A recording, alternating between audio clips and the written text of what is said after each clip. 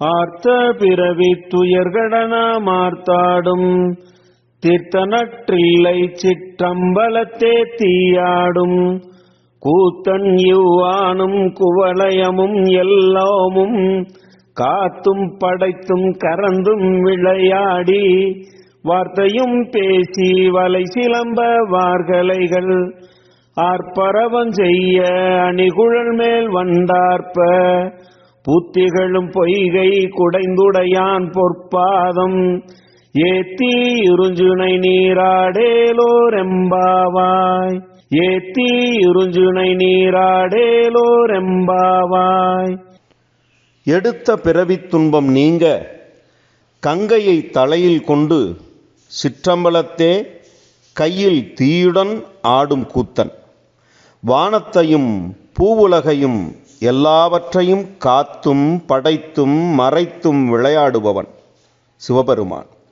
இவ்விளையாட்டைச் சிறப்பித்து கூறி நம் கைவலை ஒளியெழுப்ப மேகலை ஒளியெழுப்ப பூக்கள் மேவும் பொய்கையில் நீந்தி மகிழ்ந்து சிவநாமம் சொல்லி பொற்பாதம் வணங்கிப் பாடுவோம் வாருங்கள். ஆர்த்த பிறவி துயர்கடனாமார்த்தாடும் தீர்த்தனற்றில்லை சிற்றம்பலத்தே தீயாடும் கூத்தன் யுவானும் குவலயமும் எல்லாமும் காத்தும் படைத்தும் கறந்தும் விளையாடி வார்த்தையும் பேசி வலை சிலம்ப வார்கலைகள் ஆர்ப்பரவம் செய்ய அணிகுழல் மேல் வண்டார்ப்ப புத்திகளும் பொய்கை குடைந்துடையான் பொற்பாதம் ஏத்தி இருஞ்சுனை நீராடேலோரெம்பாவாய் ஏத்தி இருஞ்சுனை நீராடேலோரெம்பாவாய். எடுத்த பிறவித் துன்பம் நீங்க கங்கையை தலையில் கொண்டு சிற்றம்பலத்தே கையில் தீயுடன் ஆடும் கூத்தன் வானத்தையும் பூவுலகையும் எல்லாவற்றையும் காத்தும் படைத்தும் மறைத்தும் விளையாடுபவன் சிவபெருமான். இவ்விளையாட்டைச் சிறப்பித்து கூறி நம் கைவலை ஒளியெழுப்ப மேகலை ஒளியெழுப்ப பூக்கள் மேவும் பொய்கையில் நீந்தி மகிழ்ந்து சிவநாமம் சொல்லி பொற்பாதம் வணங்கிப் பாடுவோம் வாருங்கள். மாணிக்கவாசகர் இயற்பெயர் திருவாதவூரடிகள். அடைமொழிகள்: அருள்வாசகர், மாணிக்கவாசகர், திருவாதவூரடிகள், மணிமொழியார், தென்னவன் பிரமராயன்.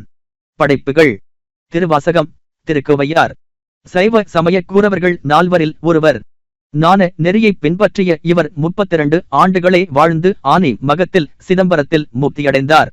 திருவெம்பாவை 8ஆம் திருமுறையாக விளங்கும் திருவாசகத்திலே ஒரு சிறு பகுதிதான் திருவெம்பாவை.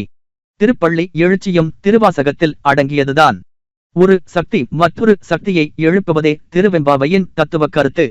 மார்கழி மாதத்திலே விடியற்காலத்தில் இளம் மங்கையர்கள் ஒருவரை ஒருவர் நீராடுவதற்காக குளத்துக்கு அழைத்துச் செல்வதாக பாடப்பட்டிருக்கிறது திருவெம்பாவை. இரவு அஞ்ஞானம் என்னும் மாயையில் தூங்கிய ஆன்மாவை தட்டி எழுப்புவதே திருப்பள்ளி எழுச்சி.